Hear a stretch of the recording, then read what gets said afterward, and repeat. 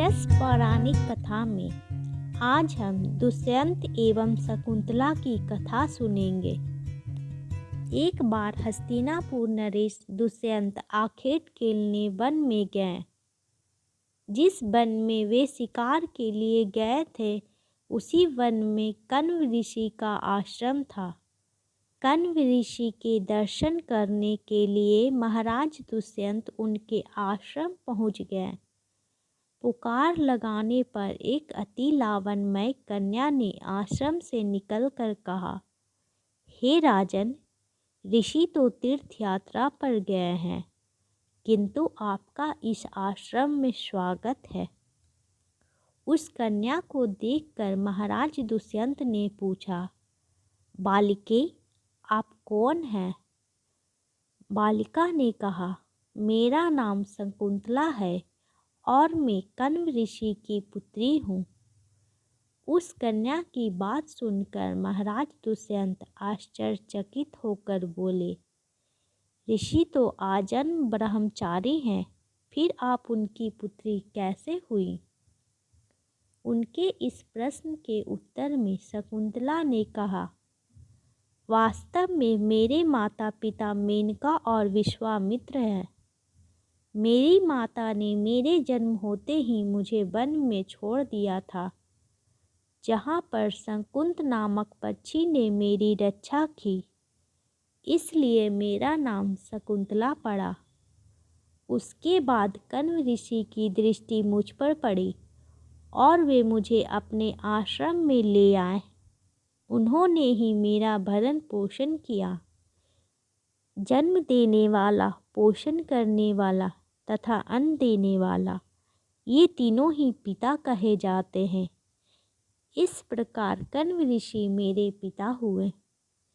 शकुंतला के वचनों को सुनकर महाराज दुष्यंत ने कहा, शकुंतले, तुम क्षत्रिय कन्या हो।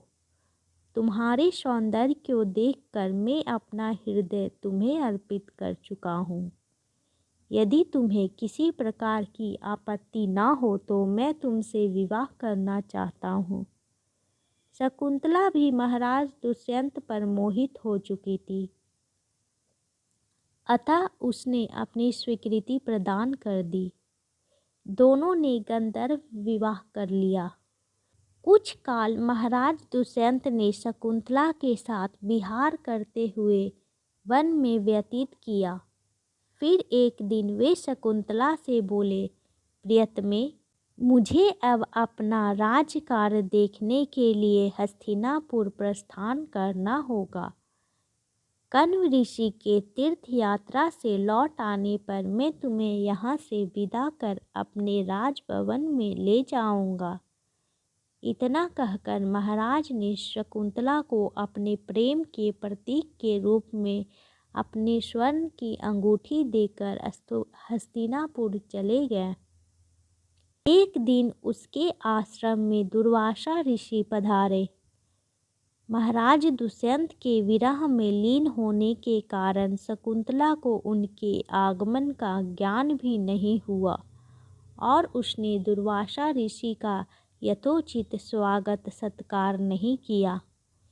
दुर्वासा ऋषि ने इसे अपना अपमान समझा और क्रोधित होकर बोले, बालिके, मैं तुझे शाप देता हूँ कि जिस किसी के ध्यान में लीन होकर तूने मेरा निरादर किया है वह तुझे भूल जाएगा। दुर्वासा ऋषि के श्राप को सुनकर शकुंतला का ध्यान टूटा और वह उनके चरणों में गिरकर क्षमा प्रार्थना करने लगी। शकुंतला के क्षमा प्रार्थना से द्रवित होकर दुर्वासा ऋषि ने कहा, अच्छा, यदि तेरे पास उसका कोई प्रेम चिन्ह होगा तो उस चिन्ह को देखकर उसे तेरी स्मृति हो आएगी।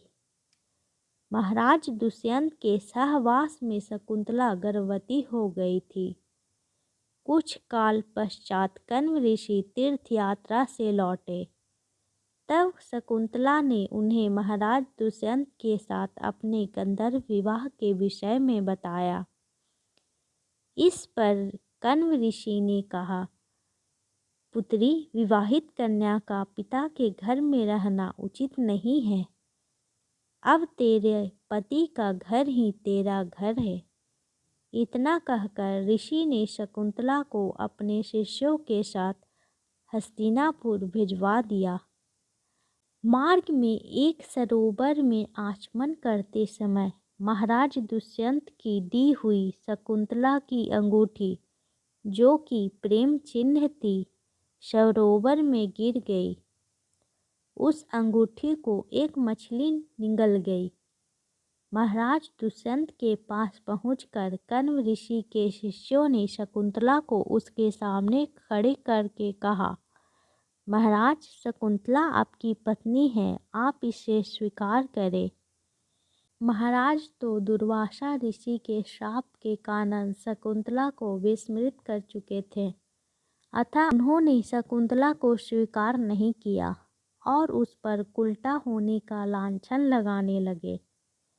शकुंतला का अपमान होते ही आकाश में जोरों की बिजली कड़क उठी और सबके सामने उसकी माता मेनका उसे उठा ले गई। जिस मछली ने शकुंतला की अंगूठी को निगल लिया था, एक दिन वह एक मछुआरे के जाल में आ फंसी। जब मछुआरे ने उसे काटा तो उसके पेट में अंगूठी निकली। मछुआरे ने उस अंगूठी को महाराज दुष्यंत के पास भेंट के रूप में भेज दिया। अंगूठी को देखते ही महाराज को शकुंतला का स्मरण हो आया और वे अपने कृत्य पर पश्चाताप करने लगे। महाराज ने शकुंतला को बहुत ढूंढवाया, किंतु उसका पता नहीं चला। कुछ दिनों के बाद देवराज इंद्र के निमंत्रण पाकर देव असुर संग्राम में उनकी सहायता करने के लिए महाराज दुष्यंत इंद्र की नगरी अमरावती गए। संग्राम में विजय प्राप्त करने के पश्चात जब वे आकाश मार्ग से हस्तिनापुर लौट रहे थे, तो मार्ग में उन्हें कश्यप ऋषि का आश्रम दृष्टिगत हुआ। उनके दर्शन करने के लिए वे वहां रुक गए। आश्रम में एक सुंदर बालक एक भयंकर सिंह के साथ खेल रहा था। मेनका ने शकुंतला को कश्यप ऋषि के पास लाकर छोड़ा था तथा वह बालक शकुंतला का ही पुत्र था। उस बालक को देखकर महाराज के हृदय में प्रेम की भावना उमड़ पड़ी। वे उसे गोद में उठाने के लिए आगे बढ़े तो शकुंतला की सखी चिल्ला उठी, हे भद्र पुरुष, आप इस बालक को ना छुए, अन्यथा उसकी भुजा में बंधा काला डोरा सांप बनकर आपको डस लेगा। यह सुनकर भी दुष्यंत स्वयं को रोक ना सके और बालक को अपने गोद में उठा लिया। अब सखी ने आश्चर्य से देखा कि बालक के भुजा में बंधा काला गंडा पृथ्वी पर गिर गया है। सखी को ज्ञात था कि बालक को जब कभी भी उसका पिता अपने गोद में लेगा, वह काला डोरा पृथ्वी पर गिर जाएगा। सखी ने प्रसन्न होकर समस्त वृत्तांत शकुंतला को सुनाया। शकुंतला महाराज दुष्यंत के पास आई। महाराज ने शकुंतला को पहचान लिया। उन्होंने अपने कृत्य के लिए शकुंतला से क्षमा प्रार्थना किया और कश्यप ऋषि की आज्ञा लेकर उसे अपने पुत्र सहित अपने साथ हस्तिनापुर ले आए। महाराज दुष्यंत और शकुंतला के उस पुत्र का नाम भरत था। बाद में वे भरत महान प्रतापी सम्राट बने और उन्हीं के नाम पर हमारे देश का नाम भारतवर्ष हुआ। Please like and subscribe my channel.